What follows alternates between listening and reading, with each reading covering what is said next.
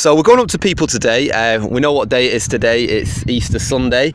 And do you know what Easter Sunday is famous for? Like, you put me in the spot here. Yeah, don't worry. No. Jesus came back to life. That's exactly it. Bang on. Yeah, well, half of Northern Ireland's born again anyway, you know, because you've got Ian Paisley and all those kind of guys.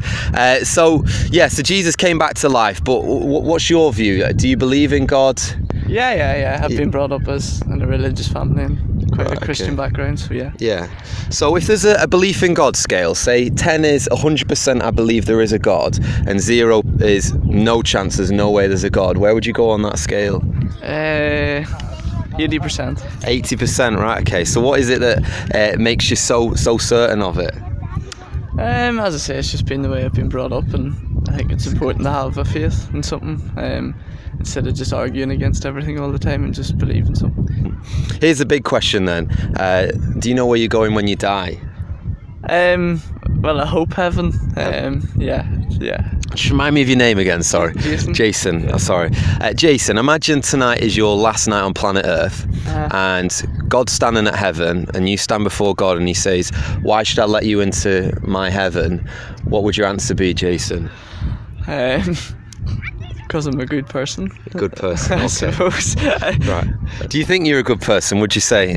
Yeah. Yeah. Would you be prepared to take the good person test?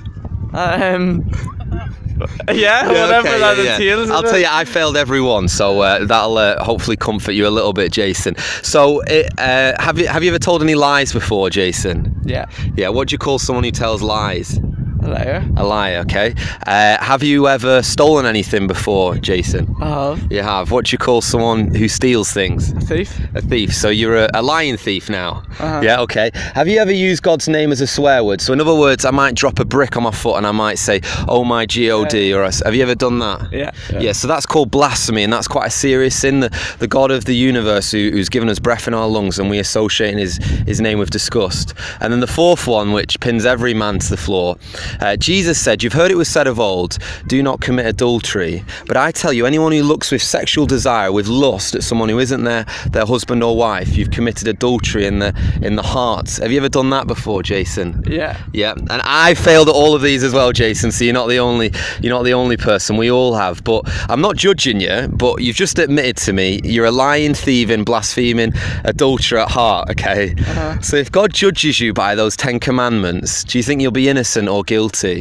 I'd be guilty. Yeah, and we all would. Yeah. But the good news is this, Jason, and that's why we're here today. I'm not going to leave it there. The good news is God is rich in mercy, and there's 2 types of people that get to heaven: perfect people and forgiven people. Now, there's no one going by who's perfect. None of us are perfect, but every single one of us can be forgiven if we call out to Jesus Christ, the one who took the wrong that Jason did, the wrong that Joe did.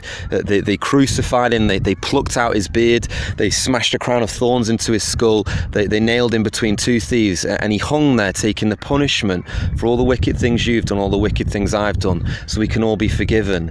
And that's the good news of if anyone puts their trust in him, they're certain of eternal life. So it's a bit like this. Imagine I don't know, are you a good swimmer, Jason, at all? Yeah. Yeah, well, imagine do you think you could swim across that lake over there? Do you reckon? I'd take my chances. You take your chances and back again.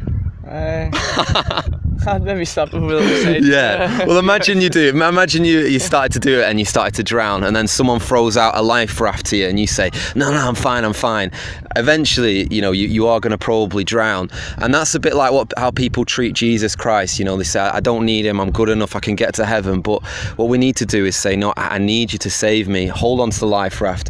And he promises to save us, because the evidence is that he rose from the dead. That's why we're here today. Yeah. And he promises to give eternal life. So yeah, that's a bit of do you have any questions or anything? No, not really. Jason, you have been such a lovely guy to chat to, and would you mind if I gave you a little John's Gospel, portion of the Bible, and you can read that? That's an eyewitness account. John was Jesus' best friend, and he wrote and saw that Jesus died on a cross, he rose from the dead, and he wrote that book. So yeah, really appreciate your time today, Jason. Yeah, thank you. It's really been nice to meet you, and next time I go to Northern Ireland, I will think of my friend Jason. Yeah. Cheers. Thank you very much. Thank you.